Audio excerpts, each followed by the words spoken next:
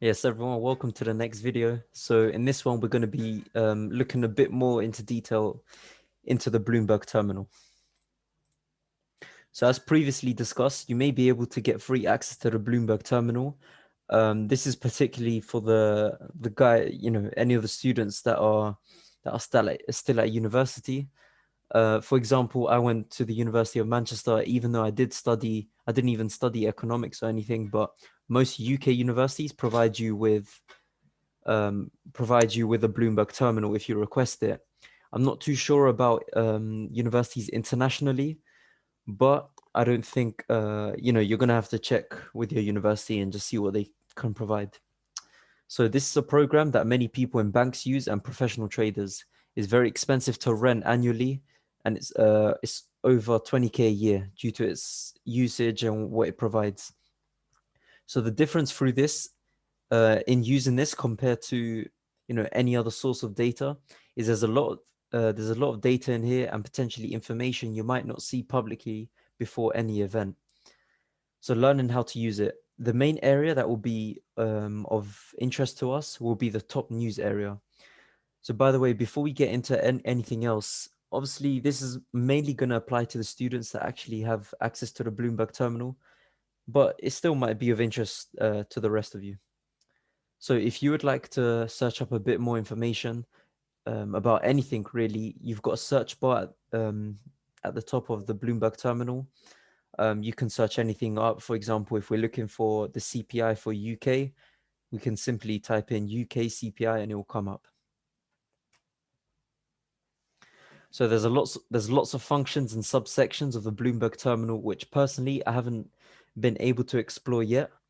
Obviously, this is gonna be developed over time because there's so much to learn in it. There's so many functions and so many bits of data that we can grab up from there.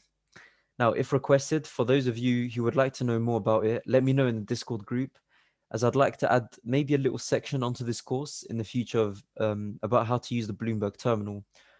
Of course, as I explore it more and more, I'll familiarize myself with the software and I'll bring this part of the course out to you guys. But for now, in terms of what we look for on the terminal, it's just simply news and fundamentals. And then, of course, any of the main data releases that we might be looking for. Refer back to the economic drivers video in the third part of the course, just to understand what we actually look for and what are the main drivers of the economy, essentially.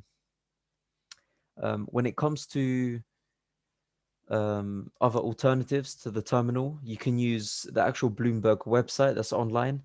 You can get a 3-month discounted trial. So this is the website that you search up. Just type in bloomberg.com. You'll go straight to it. They look at commodities, stocks, rates, currencies, economics. So this might be an area of interest for us. But the front page is what we usually look at. You've got all the articles released.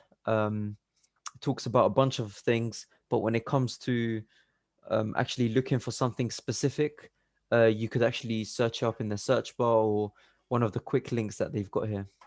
So in terms of a subscription, you can sign up over here, top right corner. Then there's a 3-month introductory offer. So rather than being, how much is that, $35 a month, it's only $2 a month for them 3 months. But obviously remember to cancel it before it ends because they're actually going to continue charging you 35 once you're done with that. And just a recap of what you get. So by getting the subscription, you have access to all the articles that I have access to in the terminal. Bloomberg is known as being one of the top financial journals and places for data when it comes to reading about current events and everything that's going on in the economy. There's other websites that obviously I've gone through previously in the last video before this one, such as FX Street, Trade and Economics, a few others. But Bloomberg Terminal and the Bloomberg website is probably the best place you can get all the information. But yeah, guys, anyways, sign yourself up for that. You can change, I know this is a bit cheeky, but you can change your email account every 3 months. So you can just do it for unlimited amount of time, to be honest, and just get your Bloomberg subscription that way.